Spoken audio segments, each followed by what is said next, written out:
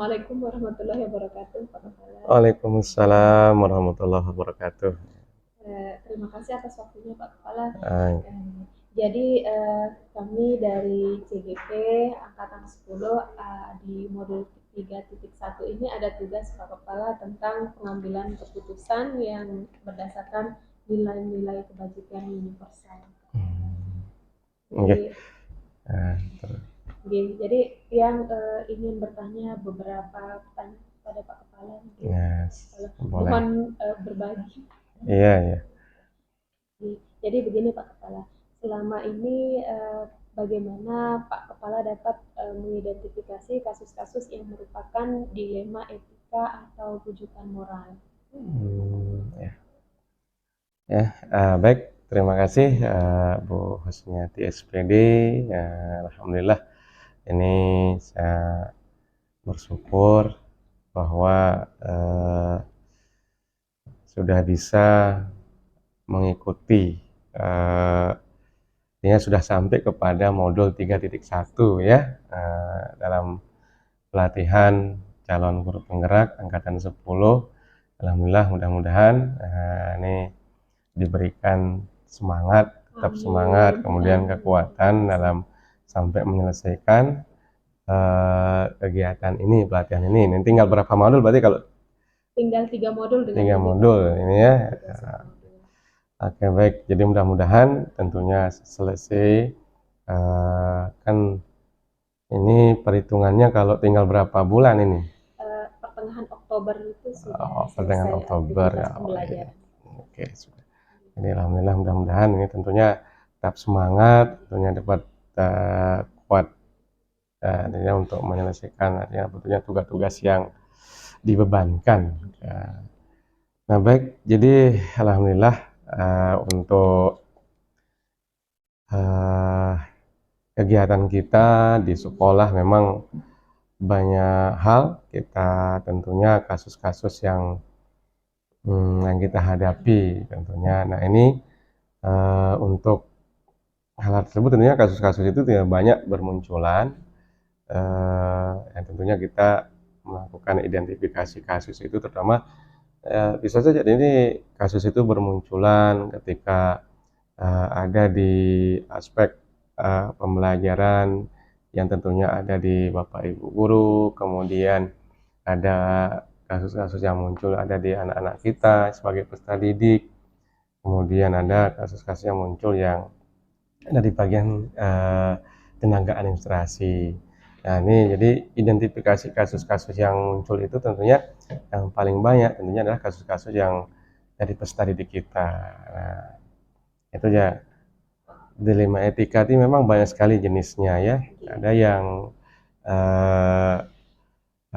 personal case, kemudian ada yang atau kasus-kasus yang sifatnya individu, kemudian ada kasus-kasus yang sifatnya kolektif ini jadi anak-anak kita.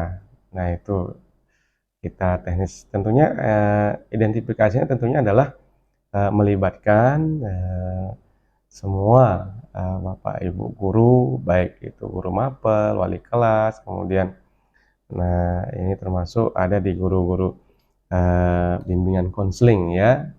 Buat apa ya, tentunya identifikasi kasus yang muncul tentunya. Nah, dari situ cara identifikasinya ya. Mengidentifikasi masalah dengan melibatkan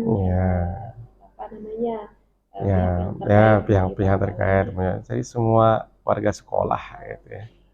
Baik, selama ini Pak Kepala, bagaimana Pak Kepala menjalankan pengambilan keputusan di sekolah, terutama untuk kasus-kasus di mana misalnya ada dua kepentingan yang sama-sama benar atau sama-sama mengandung nilai kebajikan.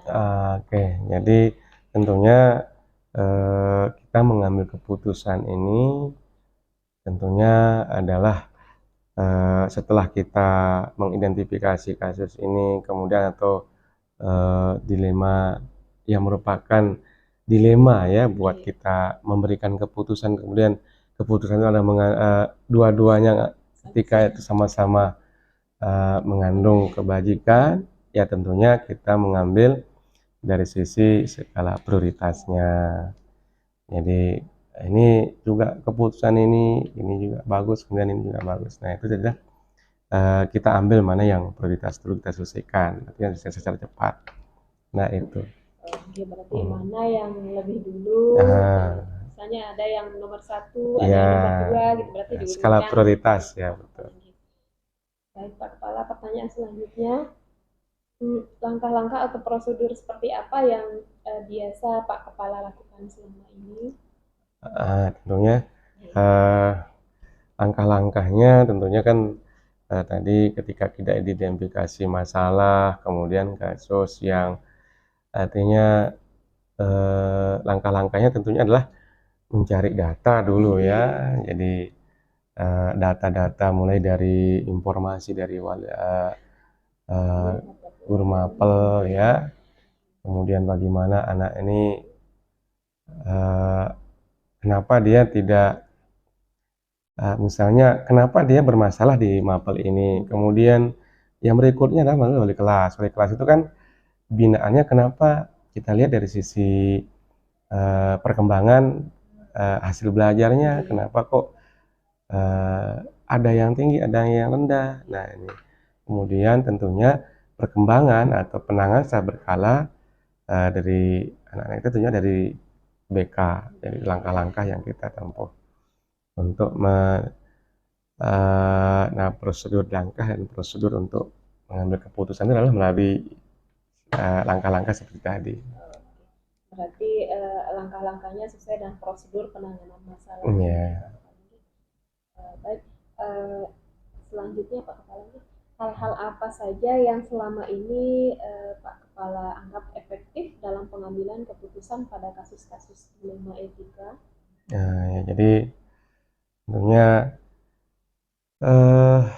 dalam pengambilan keputusan ini tentunya adalah kita secara sigap menghadapi masalah itu ketika ini masalahnya adalah muncul, maka kita secara sigap menyelesaikannya ya. Contoh kasus misalnya ada hal yang anak ini yang tadi ketika anak ini ada kasus misalnya melakukan hal-hal yang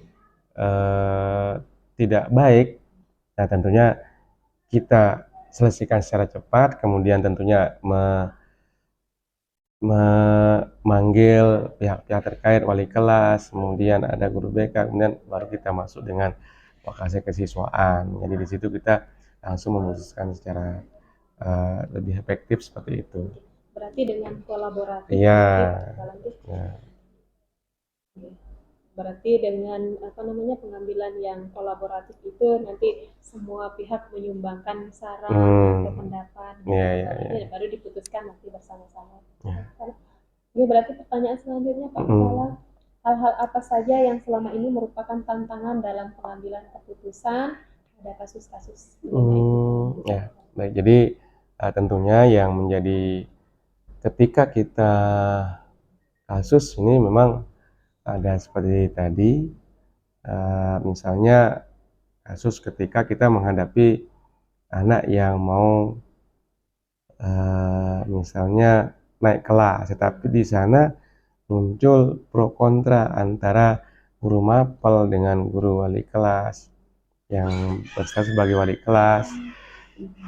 Jadi dari situ, jadi guru mapel yang merupakan melihat perkembangan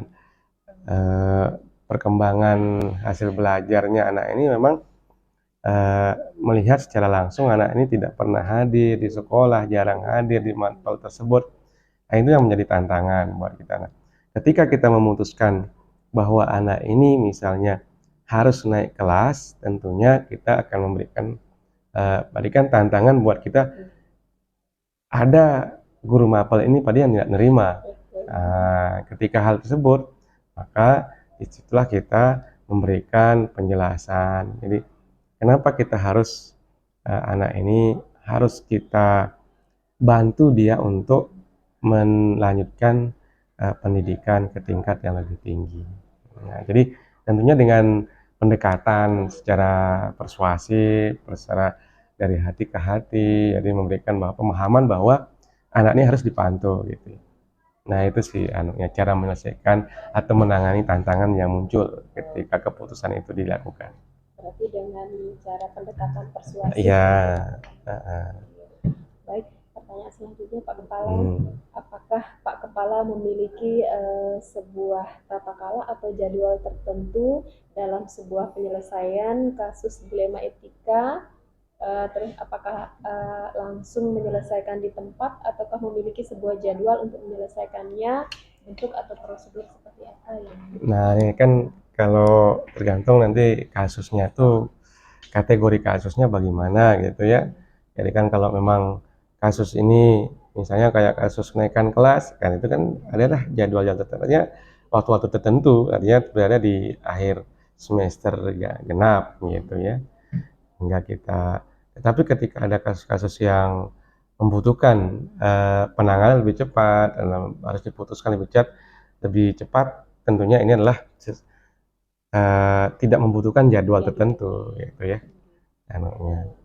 berarti ketika itu tentang kenaikan kelas, berarti itu di Ya akhir di Pak akhir Kepala ya, ya. artinya kita itu jadwal tertentu sehingga kita perlu eh, melakukannya pantauan gitu ya, pantauan kasusnya bagaimana anak ini, kemudian baru kita ambil keputusan. Jadi eh, pantauannya secara berkala memang kan ya, sudah kita lakukan.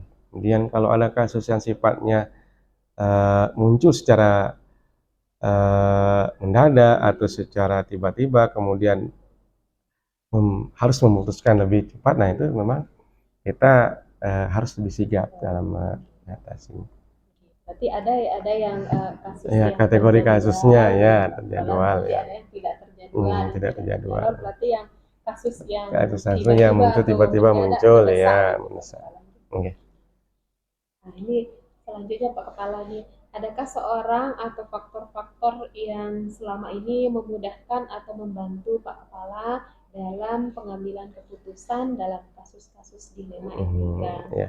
Baik, jadi tentunya eh, kalau kita bicara masalah ada seseorang yang memang eh, bukan seseorang lagi, artinya kita kalau kalau instansi tentunya kita akan hmm, tentunya kalau seseorang itu tentunya kita berkolaborasi dengan mungkin wakil kesiswaan ya, tentunya kita akan memperkuat nanti eh, bagaimana anak ini, kemudian setelah kita padukan data-data dari semua guru mapel, kemudian wali kelas, kemudian guru BK, baru nanti kita bersama wakil kesiswaan yang mungkin di situ.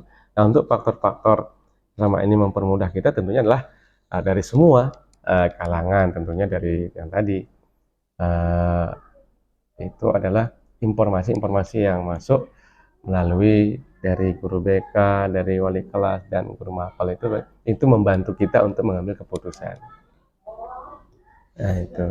Berarti banyak Iya, unsur atau banyak iya orang yang membantu. membantu ya. Baik, pertanyaan terakhir Pak Kepala nih, satu lagi nih, dari semua hal yang telah disampaikan tadi, pembelajaran apa yang dapat Pak Kepala petik dari pengalaman pengambilan keputusan dilema etika? Ya, jadi memang pertama, jadi pelajaran yang paling uh, sesuatu yang paling kita sebagai pengalaman yang berharga itu adalah cara memanajemen masalah itu ya. Ternyata memutuskan sesuatu itu memang eh, tidak bisa kita secara sendirian. Artinya secara serta-merta, walaupun jadi seorang pimpinan, tidak mungkin dengan gaya otoriter ini, tapi terus harus membutuhkan informasi-informasi yang lebih banyak yang bisa kita tampung, kemudian bisa kita putuskan sesuatu. Jadi itu Baik, Pak pengalamannya ya. sangat banyak sekali pelajaran yang dapat saya ambil dari wawancara kita ini Pak Kepala, luar biasa.